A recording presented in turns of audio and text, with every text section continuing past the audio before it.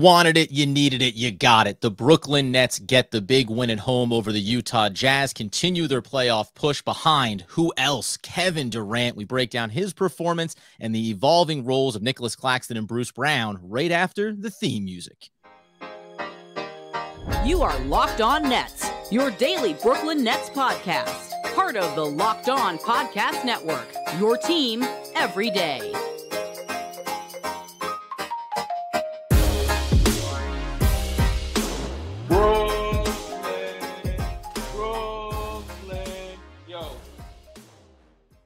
What up? It's the Locked On Nets podcast right here on the Locked On Podcast Network. It's your team, the Brooklyn Nets, every single day. Over here, I'm Adam Armbrecht, keeping it cool and also covering the New York Football Giants on the One Giant podcast.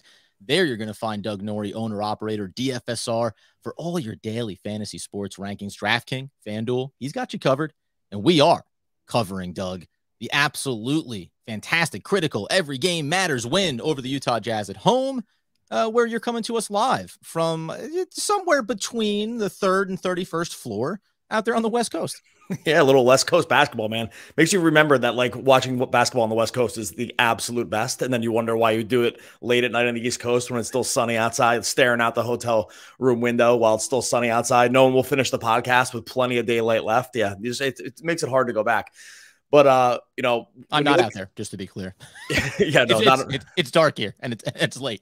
Not invited. Yeah. So yeah, look, we get an awesome game. Like, this is a good reminder. You know, when they play in the Jazz is a good team. We'll talk about a little bit about what the Jazz did here that's been different than other teams have done specifically against the Nets. But this is another game where you're at home, you're playing. You want to put them as a finals contender. Like, their record would suggest it, right? So, like, their playoff performance in the Jazz has not really stood the muster, but they are a really good team. And it's just a reminder that sometimes it's just as easy as you have Kevin Durant on your team and you're going to be in the game against anybody. Like, that's like, because we got a next man up situation going on here again with the Nets. And it matters for sure because the role players matter. But when you have Kevin Durant on the team, like, it's just such a cheat code about what you can basically put around him. And this was just yet another example of it. There's been what feels like infinity examples of it. Yeah, 114-106. They take care of the Jazz. They were without Bogdanovich in this one, so missing an offensive piece. But to your point, Brooklyn came into this game 1-11 against teams with top 6 records in the NBA, which the Jazz are a part of. So, you know, listen, everybody's missing somebody. We all know that the Nets are never not missing someone. Right. And to your point, Kevin Durant seems to now be, and you can see it on his facial expressions, the way that he's screaming at Bruce Brown when he misses where he needs to be cutting on a passing play, but specifically his offensive game where he gets to on the floor, how there is no just automatic defense to take him out of his rhythm.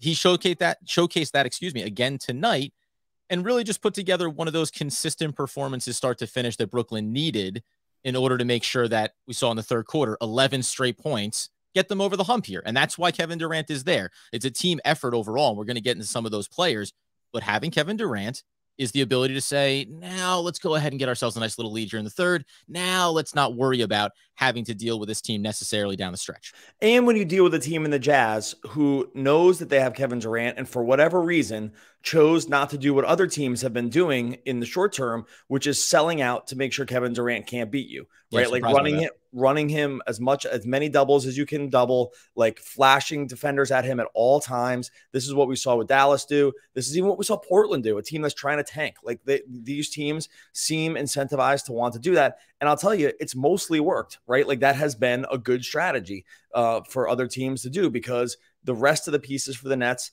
most times are okay, but, you know, they're not elite offensive firepower. And then you lose Seth Curry and the Nets are down one more guy, and the Jazz just didn't want to do it. I mean, they did it at times and they would flash a guy at times, but for the most part, I mean, like, Kevin Durant had 23 shots in this game, you know, easily the most on the team. I'm almost doubled up the next closest guy. Bruce Brown had 14. Like, he got shots all night long. It never looked all that hard for him. Whatever it was that the Jazz didn't feel like they needed to do it, felt like their individual defense on him was going to be good enough. It wasn't. They just never wanted to do that. I'm fine with it. Like let's you'll sign up for it. Here. No, of course not. You'll sign up for it every single game. And it was just kind of a head scratcher because again, we have a pretty good example. We have like a pretty good examples from the last few games about teams with much worse defensive personnel than the Jazz have, just employing the strategy against Kevin Durant. They decided not to. And Kevin Durant was almost like, it was almost like he weirdly got offended that they didn't. Like he's been sort of annoyed, recently, because he's kind of said it like, I'm seeing these defenses. I've never seen this before. Like I've never seen teams sell out like this. It's the regular season. I'm paraphrasing things he said, but that's basically been the point of what he said after these games. And here it's like, oh, you're not going to do that? Okay. Well, then you're just going to get 37 dropped on your head, 9 rebounds, 8 assists also. Like, and the game, I know it kind of got close to the end. It was really kind of never in doubt over the second half. And so, yeah, it's just like, it's one of these things. It's like, you're damned if you do, damned if you don't. You do it and you piss them off because you double team them, and you don't do it, you piss them off because it feels like a slight, and then he just murders you that way. 15 of 23 and 4-7 from beyond the arc. And to your point, we've talked about this, right? The highest level of athletes, like they manufacture things to bother them, to motivate themselves in games like this. But you mentioned it in there too, that there wasn't any, this isn't disrespectful to the Nets or to how they played this game. They didn't have to have a sense of urgency. It didn't feel like the Jazz were putting pressure on Kevin Durant or on the Nets to prove that without Kyrie Irving, and then when you lose Seth Curry in this one, that someone else can come and beat you. And listen, I'd much rather be blitzing Kevin Durant for 48 minutes, however long he's on the court, and saying, hey, Seth Curry beat us tonight. Bruce Brown beat us. Claxton, Dragic, anybody else, because no one is ever going to look back and say, oh my God, how'd you let Dragic drop 23 on you and lose that game? But they're always going to look at you and say, so you just let Kevin Durant have one of the most relaxed 37-point performances that you can imagine in recent history. And yeah, it's kind of like, that's what he's going to do to you. So there wasn't an adjustment. The Jazz are a very well-coached team under Quinn there. So I was surprised that we didn't see a change in strategy as well there, but I'll take it. I'm not going to complain about it, but it was shocking relative to the sample size that teams have given you over the last week, 10 games or so for the Nets. I think that's a really good way to put it, relaxed, because that is actually kind of how it felt. It felt like a relaxed performance. Like I never felt at any point really during this game. I mean, there's times where like, okay, you'd like to see them pull away. You'd like to see them maintain the lead. I've always said too, like you get a big lead so you can lose it a little. It's okay. It's okay. Like late in the fourth when they were just kind of like fumbling the ball around, I was like, okay, guys, you're really giving us a sense of this could have been something, huh? They wanted it. Like, with like 6 minutes left in the fourth, I'm thinking, oh, maybe we can pull them with 3 minutes and save 3 minutes on Kevin Durant. Like, that's what you're kind of thinking. And then they go like 4 straight possessions where they don't even get a shot, and it gets a little closer. But again, that's why you build leads, so you can relax a little bit. That's just the natural ebb and flow of basketball.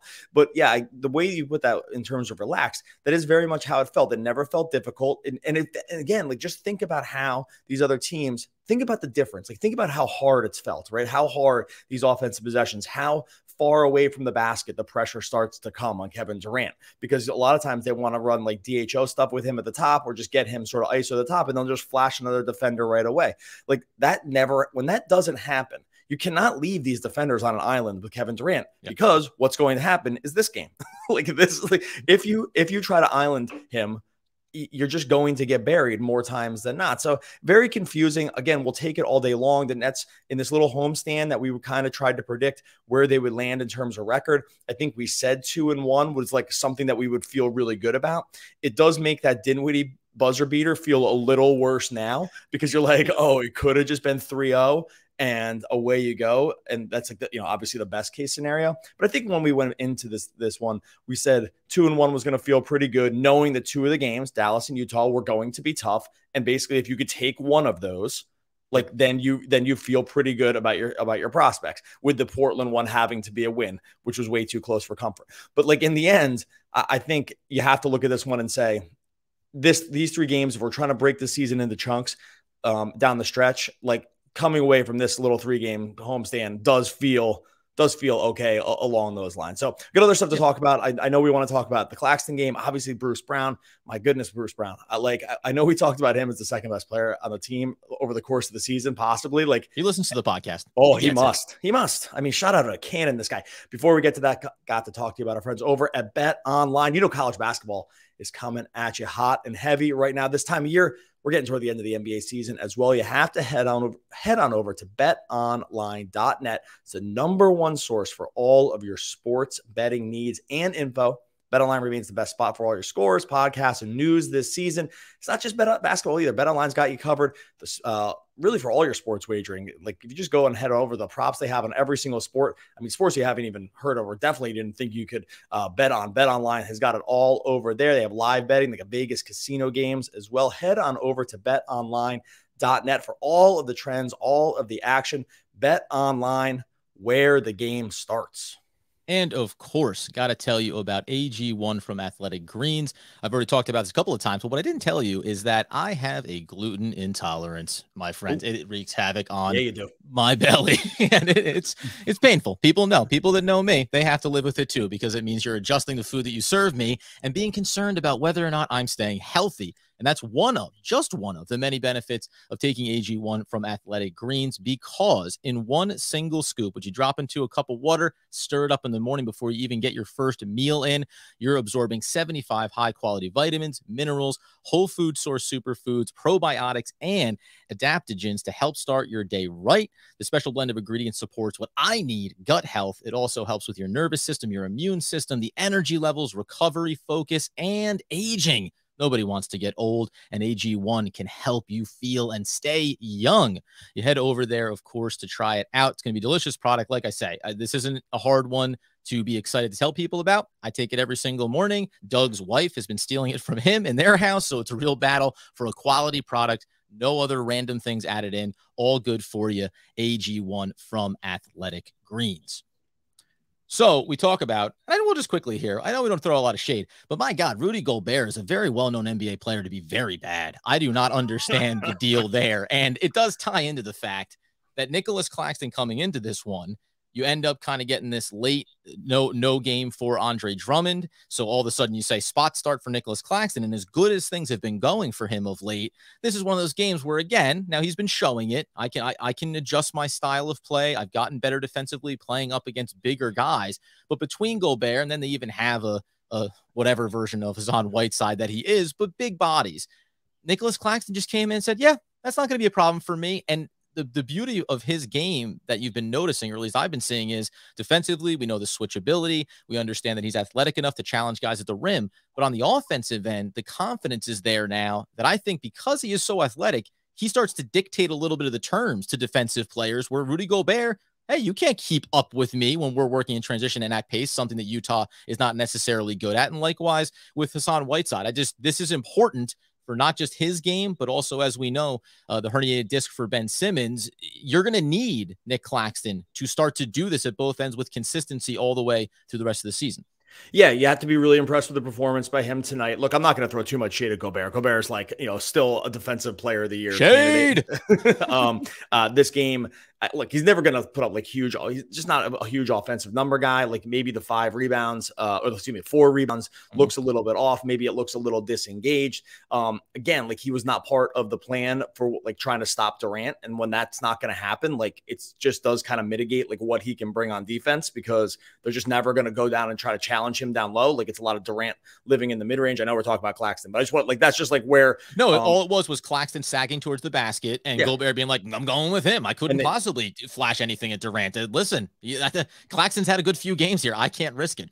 And they showed that a couple times in the replay, where they were clearly trying to do that, just get Gobert that one extra beat away from Durant, and it's just not going to work. Maybe that's something you're not going to see as much with Drummond, who just doesn't have just as much athleticism, doesn't have as much range that he can move in and out of plays as easily as Claxton. But what you do like to see from this game, one, the energy from Claxton was a total A+ this game. He was definitely at some point during this, pretty early on, really realized that this game was not going to be overwhelming for him. Sometimes I think we see him, I don't want to say get into his head, because that's not probably exactly what I mean, but there's some version of him where there's probably a little too much thought for him, right? A little too much thought on what kind of read he needs to make in the short roll, a little too much thought about even catching the ball. I think sometimes that's not the easiest, most natural thing for him to do, is get fire passes at, and and I think there's a little thought that goes into it, right? Because there have been times in his game where he struggled, especially in the offensive end. I'm being serious. 100%. The gather under the basket, when he takes that little extra moment, you go,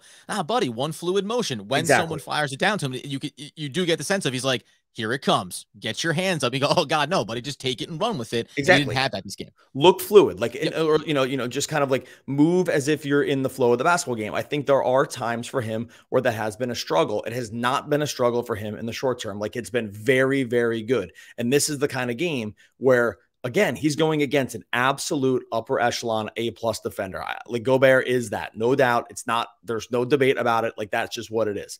And we just saw another game where I think there was times, a couple throwdown dunks, like there was times where like a mistake happened for him, but then he came right back, like, or excuse me, it was a block and then it was right back into a dunk.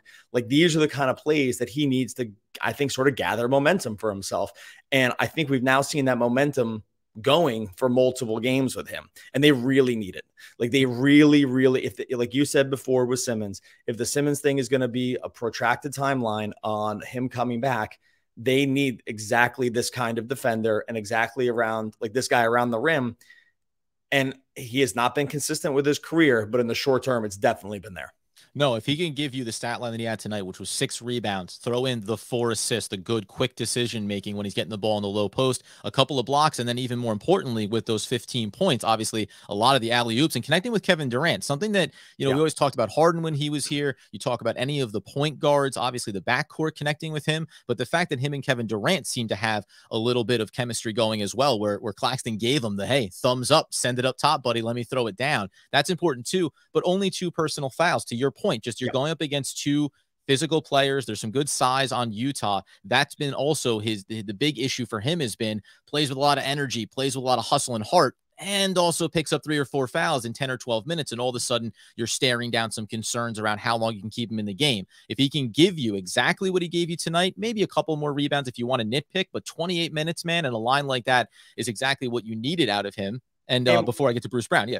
And one more thing, and it'll flow into Bruce Brown, is that one thing that we saw that the Nets were trying to do a little bit more tonight. I mean, not the whole time, and they do this at times, is they were not switching as much on the guards. Like, it was a lot of Bruce Brown fighting over screens in this game that did not put Claxton into those matchups that we've seen, like the switch everything, have Claxton land on one of the guards. Like, if you watch this game, especially early, Bruce Brown, who, we're going to talk about next, but it kind of goes together. Like, Bruce Brown is fighting over as many screens as possible and trying to wreak havoc that way instead of just switching and landing some of these guys onto the Claxton. That's why we did not see as much Claxton like out on the perimeter guarding guys one-on-one tonight, right? Like, they did not want to land. I think they did not want to have him out there knowing that Gobert was sort of on the back line, especially on the offensive end. And you just saw a lot more Bruce Brown fighting over. And so I think that might require a little bit of a rewatch, but that was 100% what was happening for him early on the Brown side. And I think that made it so that Claxton is not going to get as much foul trouble because he's not being left alone he's just not being left alone with some of these like elite guards like Mitchell. And I'd be curious if that's something that continues forward, because again, now Mitchell is an elite guard, but Connolly is a little bit longer in the tooth, obviously. So the matchup may say, hey, we can stay at home on those a little bit. But I also think probably when Claxton's picking up some of those fouls, it's the great thing that he can do, which is guard 2 through 5 and take guys to the basket. But if he is trailing, if he is behind them, contesting shots around the rim is probably where he's going to run into more issues, where in this game, staying at home a little bit more also kept all of the guard play in front of him. So his opportunities, like with those blocks, were I'm anchored underneath the basket now. So now I'm there ready to go up and challenge some of these looks at the rim, as opposed to playing from behind and making some great plays as he has in the past, blocks from behind on some of these guards, but obviously an easier task for him. So bringing a little bit more balance, I think, to what your expectations are for Nicholas Claxton certainly is going to help him as well going forward. Next up, though, is the man, the myth, the legend, Bruce Brown. Yeah, okay, we'll get to Bruce Brown here in a second. Like, we did a big piece on him, and like I said, we said going into Friday's podcast, we did a long thing on Bruce Brown, making the case about why maybe even over the course of the season, he had been the second best player on the Nets, done nothing to dissuade you off that idea over the last couple games. This guy has been absolutely unbelievable. We'll talk about him in a second, but you have to know that this episode is brought to you by our friends over at Rock Auto. Look, there's makes and models of cars, and then you drill down with the makes and models of cars, all the parts that can go into the car. And here, hate to bury the lead here. All those parts, they're different per car. I know. It's like the thing that goes in my truck can't go into the Honda. Like, it's just not how cars work. Rock Auto has you solved when it comes to car parts. You can save time, You save money when using Rock Auto. Why choose to spend 30, even 50% more at those local places? Don't get me started on the dealerships. I'd have to just stop the read because I'll pass out. If you're going to dealership for parts, I mean, come on, start over, folks. You got to use Rock Auto. It's a family business serving do-it-yourselfers like you for over 20 years. The prices are reliably low for every single customer. Brake parts, tail lamps, motor oil, even new carpet, everything you need. Drag and drop menus that make it really easy by make and model to find the part that you need. Go to rockauto.com right now. See all the parts available for your car or truck, right? Locked on in the How Did You Hear About Us box, so they know that we sent you. Amazing selection, reliably low prices, all the parts your car will ever need. rockauto.com. Okay, and if we're talking about, as we said, great stat lines from Nicholas Claxton, casually great performance from Kevin Durant, that's nothing new. But Bruce Brown, when you talk about a line of 7 of 14 from the field, 22 points, maybe the biggest one that jumps out, double digits for him with consistency of late, but 7 rebounds, 5 assists, a steal to go along with it, only picked up 2 personal fouls in this game. We know that it was the second of a back-to-back for Utah, so the fatigue factor played a role here, but as far from the fouling standpoint, but there's nothing right now about Bruce Brown's game that doesn't seem to be working. And we mentioned a few episodes ago about how he said in a post game, I played a lot of point guard when I was in Detroit. That was my role. I had to get myself back into that mentality. One of the biggest areas that I've seen that from is when he's attacking at the basket. He does work that great little floater that we all love, but it's like Bruce Brown has gotten more athletic since the All-Star break, because he just seems to have a fluidity, confidence going downhill, attacking at the basket on the offensive end is as important as anything he's doing on the court right now, especially tonight when we know Seth Curry went down with that knee concern and didn't return. He's been great. I don't like know. It's not a hyperbole. It's not an overstatement. Like, that's just it. Like, when we talked last week about trying to figure out who'd been the most valuable player that's been like on the court the most this season, when we found it hard to break down, like, we did land at Bruce Brown as one of the final candidates, right? Like, maybe it wasn't the exact right answer. And that's okay, because I think that, there's a little bit of a gray area here, but what is not in dispute here is that how important he's been, at least for the last month or two. Like, he's been absolutely critical for them basically clawing their way into the, hey, we're probably going to make the playoffs discussion, which is, again, feels crazy. Because look, don't look now, but the Nets have just now won 6 of their last 7 games. Like, that Dallas game looms a little bit even weirder, because this feels like it should be a 7-game win streak. Bruce Brown is as much a part of that as any player, if not, except for Kevin Durant. I mean, I know Kyrie dropped those huge games, so that's a little weird, but just in terms of what he's done, he's going to be double-digit points in 13 of the last 14 games. Like, even the 3-point shooting has been kind of tailed off a little bit, 30%, because it had climbed to somewhere like around high 30s over since the break, but then it's kind of dipped down to really probably where he is more normally. But it's okay, right? Because 14.6 rebounds, 4 assists, absolutely getting after on the defensive end. They need him against especially guards like this. Like, he hounded Mitchell in this game. Mitchell 5 for 15 from the field, or excuse me, 5 for 15. Yes, 5 for 15 from the field. And then sorry, I just got a little confused here because I was looking at this. Yeah, 5 for 15 from 3, 9 for 23 from the field. Yeah. Sorry. But you see what's happening with him all over the court in really kind of every phase of the game now. And I think it is like what we talked about with Claxton, which is that confidence. Like you mentioned, like the fluidity, I think, comes from the confidence. It's not like these guys just got better at basketball over the last little bit, right? Maybe they did. I mean, maybe they made marginal improvements, but most of the improvement is just on capitalize on things that they will already kind of do well, and then do those things really well. Yep. Like the floater is great. You said attacking the basket. He's excellent at attacking the basket. He's a guy. Body control, right? It's phenomenal.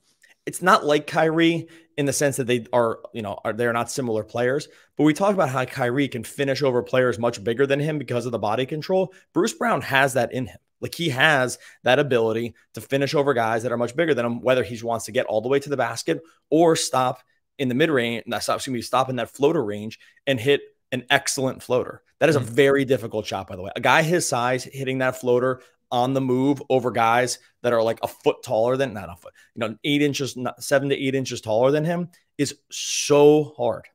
Like, that is a very, very difficult shot. He's excellent at it.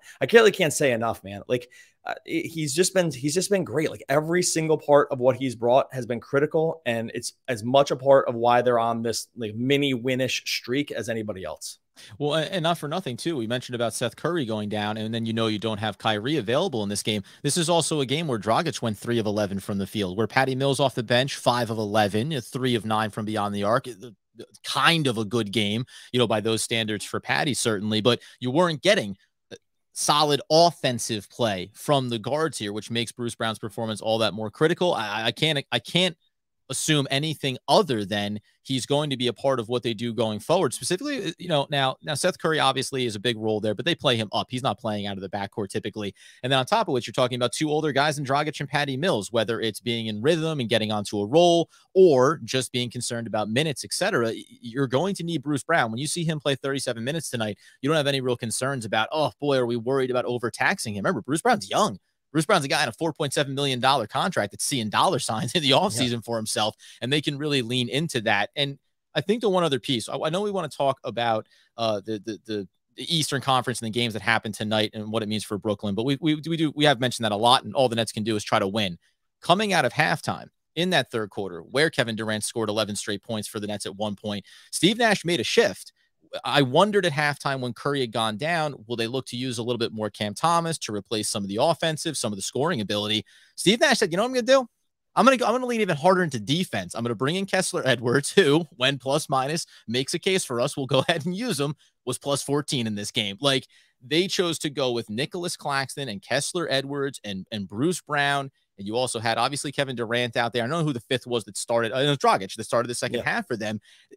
Basically, Steve Nash said, you know what?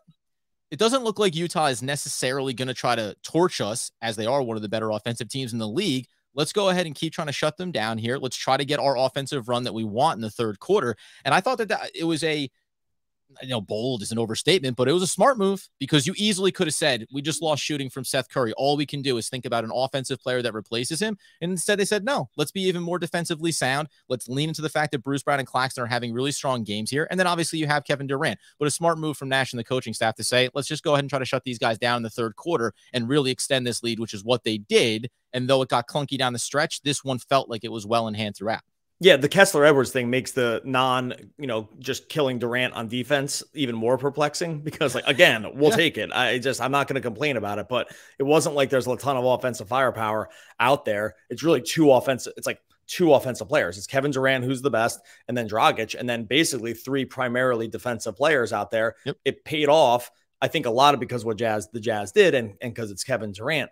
But like, the confidence that you have with Bruce Brown in that, okay, yeah, he's not going to stretch the floor. It's funny about him.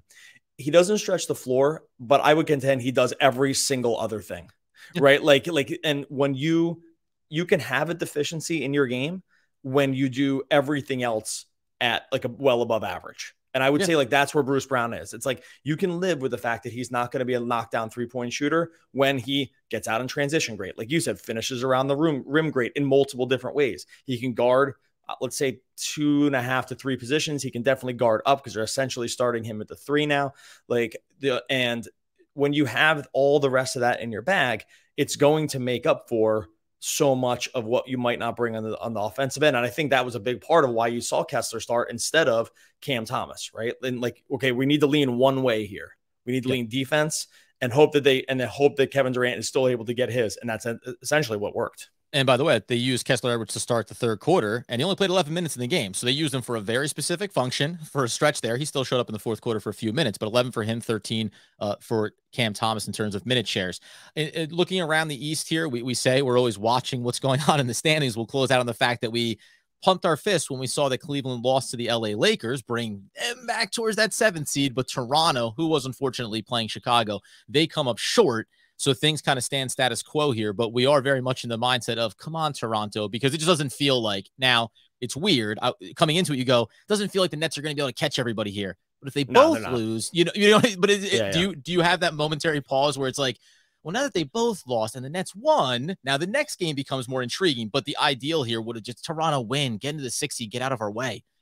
Well, I mean, the ideal thing would be for the Nets just to get to 6, right? Well, Like, yes, and and that's just do away with this play-in game nonsense. Like that yeah. would be that's the ultimate goal. And if you can just find one of these teams that can just scoot down below them, like Cleveland, I mean, like Chicago, it's going to be tough. Like at this point, making up 4 games or 3 games or 4 games over the last 10 is probably a bridge too far. Like it's going to be another 2 back on the Raptors right now and 3 back on Cleveland. Like, is it feasible? It's and they feasible, play each but other it's one time. It's the feasible, Raptors but not probable. Yeah. It's feasible, but not probable. Yeah. It's just like there's a lot of games to make up. These are still decent teams, right? Yeah. Like these are. I guess we can break it down a little more tomorrow about what the chances are. So we'll kind of slice that bread a little thinner. Bread, whatever we're gonna slice a little thinner. Cut something up. Yeah, we'll slice something up. No, we'll kind of break it down a little bit more tomorrow around like what needs to happen over these last 10. I think that can be something that we look at now in earnest and say, like, if we're talking about realistic possibilities of them, one, obviously goal number 1, avoiding the play-in game. I think we're gonna say to that that's looking pretty unlikely.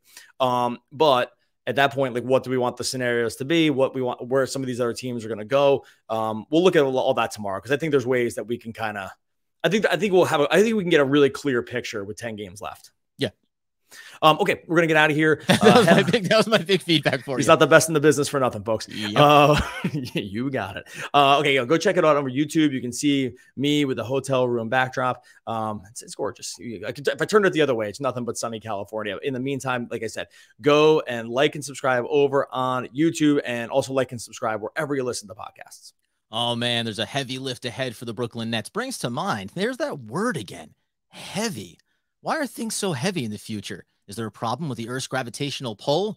Dr. Emmett Brown. One of the all-time great poets. Jordan Star Wars, by the way. We will be back again tomorrow talking more Brooklyn Nets basketball.